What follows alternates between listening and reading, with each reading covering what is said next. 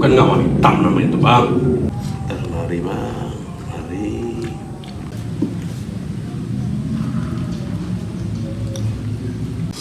Kadis kalah, kalah.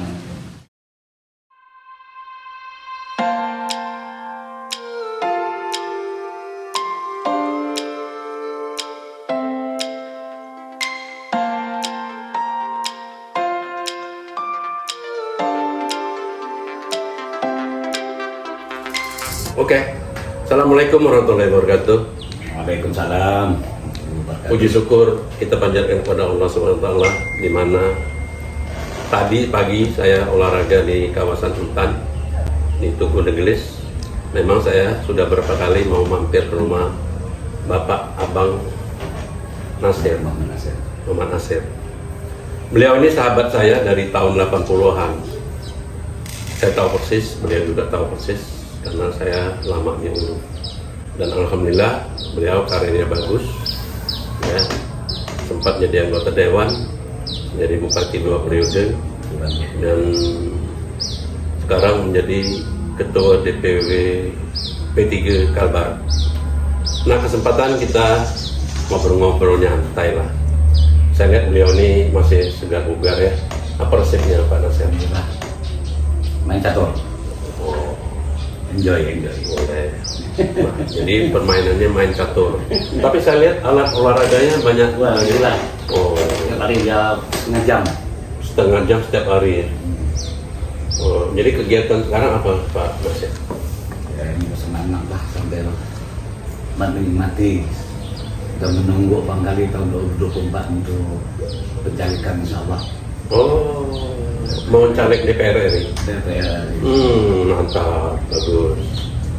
Ya, setiap ada kesempatan memang harus diambil, karena itu tidak semua orang memiliki kesempatan itu. Apalagi Pak Nasir ini tokoh terkenal di Ulu lah ya, bukan hanya di Tusibau, terkenal di Ulu. Nggak mungkin sampai jadi bupati sampai 2 periode, DPR 2 periode.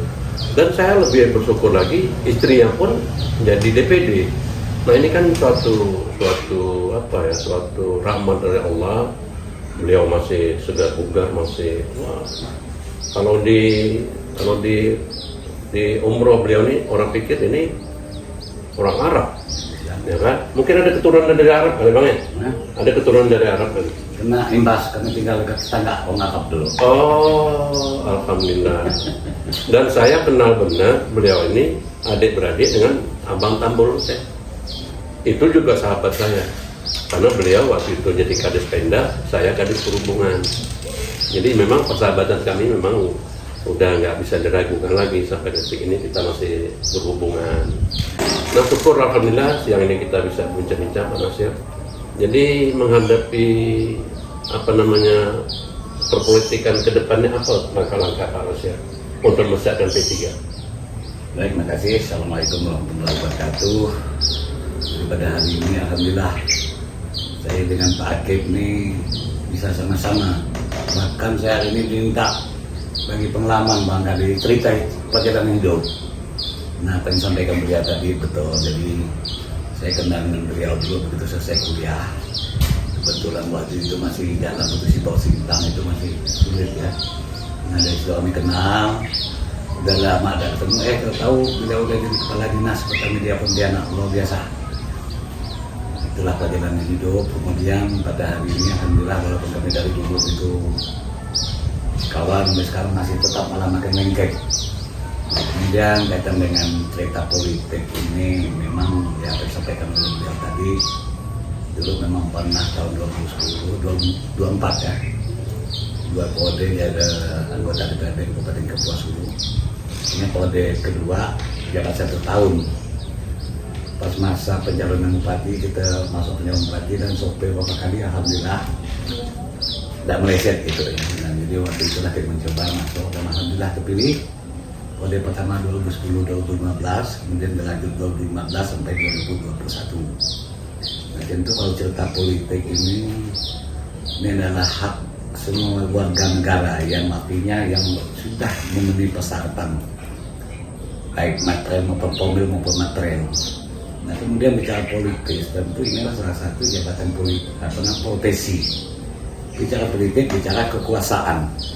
Nah orang akan, apabila politiknya berhasil, dia akan naik begitu cepat. Saya dulu mungkin tak pernah dibayangkan untuk menduduki satu jabatan bupati, malah waktu kita sama-sama saya jadi super base. Nah, dengan super base, tapi alhamdulillah semua itu ada hikmah, ada berkah semua. Jadi selama saya bawa base itu semua orang kenal. Bukan cuma bawa base, saya bawa ayam. Jadi kalau politik itu memang harus ke atas ke bawah itu ke balik ke masyarakat itu semua ada bagus ada anunya. Nah kemudian itu tadi jabatan profesi dan politik, konsultan politik tentu bicara tentang kekuasaan. Nah dengan politik lain kita bisa cepat untuk menduduki jabatan salah satu mungkin kepala daerah, termasuk anggota DPRD. Dan kepala daerah tentu tidak gampang juga kalau terutama dari seperti saya basicnya swasta. Kalau dulu DPR duduk DPRD 2 periode itu tentu sulit juga untuk memahami, terutama berkaitan dengan birokrasi maupun regulasi yang ada. Alhamdulillah yang pengalaman 10 tahun saya pikir dulu mungkin yang salah satu yang karena sekarang ini dari kepala daerah ini bukan hanya jadi kepala daerah, semua pasti ada sasaran capaian, target dan capaian. Artinya yang perlu dianalisis tentu semua ini implementasi yang melalui para dinas atau OPD yang ada. Nah, kemudian kaitan dengan ketua wilayah, alhamdulillah saya kemarin dipercayakan oleh pengurus DPW yang memang karena ketua yang meninggal dulu Pak Haji Retno, saya percayakan untuk menjadi ketua wilayah P3 Provinsi Kalimantan Barat. Dan alhamdulillah berjalan dengan lancar, insya Allah. Tentu ini salah satu juga kami tanggung jawab kami selaku ketua wilayah, terutama menghadapi nanti pemilu 2024 yang mungkin tinggal 1 tahun lagi. Nah, tentu bagi kami ini kebetulan juga tantangan kerja keras kami. Cuma kalau kita lihat dari posisi dan oposisi boleh suara, hampir rata-rata ini menurun dari semua kabupaten kota. Tapi yang naik luar biasa waktu itu adalah Kabupaten Kapuasulu, naiknya hampir 300%. Yang biasa 1-2 kursi dan bisa mendapat 5 kursi, bahkan menjadi ketua DPRD Kabupaten Kapuasulu. Itu kalau dihitung perhitungan suara kursi sekarang ini kan 7 kursi. Nah jadi ini sudah kita lakukan di Kapuasulu. Nah ini PR buat kami memang untuk menghadapi 2024 ini nanti. Artinya tentu kalau dulu kalau cara politik tidak terlalu berminat masyarakat. Sekarang saya melihat ini luar biasa antusias masyarakat. Amin. Pertama untuk terjun ke dunia politik, dan saya yakin politik ini masyarakat kita harus sangat paham, mengerti tentang dunia politik. Jangan kita bisu dan tidak peduli dengan terutama perpolitikan. Nah, contoh kalau kita melihat pada saat pemilihan legislatif, kemudian dengan pemilihan kepala daerah, partisipasi masyarakat itu jauh. Kalau kepala daerah itu 70% juga bagus. Nah DPRD malah yang bagus, karena DPRD cuma butuh untuk menggerakkan masyarakat. Dan di sini kita melihat pemahaman masyarakat cerita politik ini yang memang agak kadang-kadang kita tidak peduli dan tidak memikirkan akibat dari 5 tahun. Dan ini tidak setiap saat kita milih anggota DPRD, memilih kepala daerah. Dan mudah-mudahan ke depan saya yakin sama masyarakat kita Kalimantan Barat, mudah-mudahan angka partisipasi ini lebih tinggi persentasenya, termasuk DPRD. Kalau pengalaman cerita politik ini cukup panjang, paket tidak akan habis-habis. Tapi yang jelas itu ada salah satu profesi kita yang tadi mungkin di bidang di swasta dulu tidak pernah membayangkan untuk jadi kepala daerah, karena sekarang udah bebas berdemokrasi, alhamdulillah. Nah dari swasta kita bisa duduk jabatan bupati maupun gubernur dan sebagainya, termasuk juga yang ASN yang sudah pensiun atau pensiun dini, alhamdulillah akhirnya terbuka. Kita berharap terutama ke depan nanti insyaallah dengan pemilu pemilihan legislatif ini bersamaan dengan pemilihan presiden. Amin. Presidennya saya pikir lebih seru lagi. Bagi kami mudah-mudahan ketiga yang tadi dari 2019 untuk DPR RI itu tidak ada satu kursi pun, baik dapil 1 maupun dapil 2. Maka saya katakan ini cukup keras, tapi insya Allah Saya pikir kemarin juga kalau perhitungan kita bagus, DPR P3 dapat 1 kursi atau 2 kursi. Nah ini jadi PR kami karena di DPP juga jadi salah satu target bahwa kalau Pak Tuhan harus ada anggota DPR. Amin. Saya pikir itu barangkali kita berdoa lah, mudah-mudahan juga beliau ini kita berharap nanti Pak Hakim ini dia bisa masuk DPR di Provinsi Kalimantan Barat. Saya yakin, aku yakin insya Allah. Amin. Kalau beliau bergerak mesinnya semua, kemudian kawan-kawan beliau ini bergerak, yakin untuk DPR Provinsi bisa Insya Allah mewakili dari Partai Persatuan Pembangunan. Ya, itu kira-kira pandangan beliau ya. Saya sebagai mantan birokrat, sekarang udah pensiun, sangat setuju dengan langkah beliau. Karena beliau ini termasuk kader P3 tulen, kader P3 asli, tidak pernah loncat ke sini, tidak pernah loncat ke situ.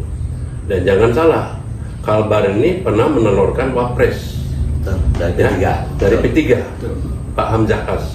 Dan saya berapa kali ketemu Pak Hamzah Has itu, memang Pak Hamzah berniat meminta jangan hanya Hamzah Has, harus banyak Hamzah Has yang lain. Nah salah satunya beliau ini kita harapkan. Ya kan, beliau ini termasuk tokoh yang bisa diterima oleh siapapun dia. Nah contoh lah ya, 2 periode jadi bupati, 2 periode jadi DPR, dia itu Pak nggak gampang itu kalau beliau nggak dikenal orang. Sekarang pun orang masih manggil dia bupati. Saya sering dulu Pak ke Sintang, Putus Ibau, Pak Bupati dia bilang, Pak Hakim kalau main catur dengan dia jangan suka dikalahkan. Saya bilang kami itu hanya hiburan Mbak, hanya gitu-gitu aja. Ya kan, jadi itu masyarakat, mari kita dukung ya, terutama beliau dan nyonya. Kebetulan nyonya ini juga aktif jadi anggota DPD ya, ke depan juga akan tetap jadi anggota DPD kan ya, tidak ada salahnya demi kemajuan Kalbar ya. Nah saya lihat mudah-mudahan sebagaimana yang dikehendaki masyarakat bahwa Kalbar ini dibagi 2 provinsi, ya kan? Kalbar 1 dan Kapuas Raya yang lagi diusulkan.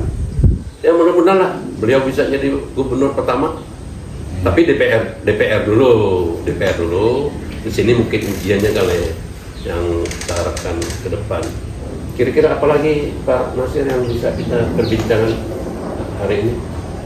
Tinggal kita ini tentu sekarang ini posisi semua partai ini mempersiapkan diri lah, artinya nomor urut sudah, sekarang mempersiapkan calon-calon untuk dapil-dapil masing-masing.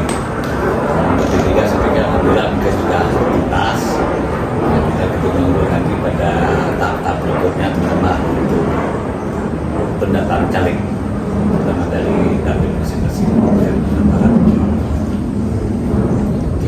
Sekarang ada kegiatan gelombang-gelombang ini, kaum dari sudah kegiatan. Saya yakin 2024 ini lebih seru lagi, lebih seru dan lebih ramai ya. Saya yakin untuk keamanan tetaplah biasa dan penandaman. Hanya saja barangkali masih menunggu keputusan dari Mahkamah Konstitusi. Sistem pemilu itu proporsional terbuka atau tertutup. Iya. Kita berharap ini sih tetap pada posisi proporsional terbuka. Kalau tertutup artinya kita kembali mundur lagi 25 tahun ke belakang lagi. Kita berharap dan ini sudah 8 partai kemarin sudah mengajukan keberatan kepada Mahkamah Konstitusi. Yang jelas kalau kita proporsional atau tutup, ketua partai wilayah pusat, wilayah mau sampai DPC itu pasti belum bertarung dari dulu nomor urut. Kemudian nomor di bawah itu tidak mau bergerak, dia tahu nanti kita pakai 1 kursi atau 2 kursi. Nah kalau di bawah ini dia akibatnya pasti tidak akan mendapat kursi yang banyak. Ini sekarang udah betul, nanti dia mau nomor berapa, nomor 5 ke nomor 10 kalau suara dia terbanyak, dialah yang duduk. Seperti itu yang memang harus kita pahami bersama, terutama bagi kaum di partai politik, dan itu sudah 8 partai yang mengajukan keberatan di Mahkamah Konstitusi.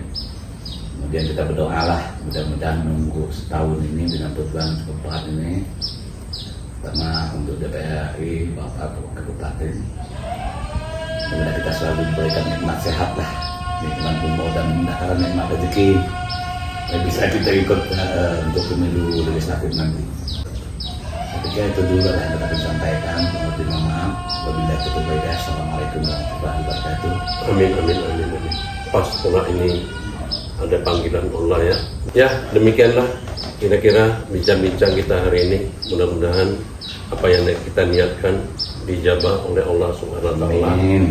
Dan mohon izin Pak, nanti kalau ada ibu, saya juga boleh kan kita siap. Karena beliau termasuk aktif saya lihat, sangat aktif. Karena beberapa kali saya nambung sini, walaupun nggak ada beliau, orang di rumah ini kayak apa Pak? Kayak pasar. Banyak benar masyarakat Pak. Nah ini menandakan bahwa Pak Nasir dan Ibu itu memang diterima oleh masyarakat. Ya, masyarakat sekabar lah. Ya kan, apalagi DPD. Makasih Pak Nasir. Makasih. Sama. Wassalamualaikum warahmatullahi wabarakatuh. Ini kawan lama, Mas. Sip. Amin. Tapi beliau lebih sehat lagi, mantap. Setiap pagi ngangkut sepeda. Jadi beliau selalu ngajak pakai sepeda, udahlah. Malas pakai sepeda dulu di sekolah, pas pakai sepeda. Ya. Tapi Nah. udah. Oke. Yuk. Tetap. Oke, baik, terima kasih Pak Akib, sahabat saya yang memang dari dulu sampai sekarang alhamdulillah bisa bersilaturahmi terus. Ini yang sangat penting yang membuat awet muda dan sehat. Amin. Nah, bagi masyarakat jangan lupa komen, like, subscribe di YouTube Pak Akib. Mantap. Makasih.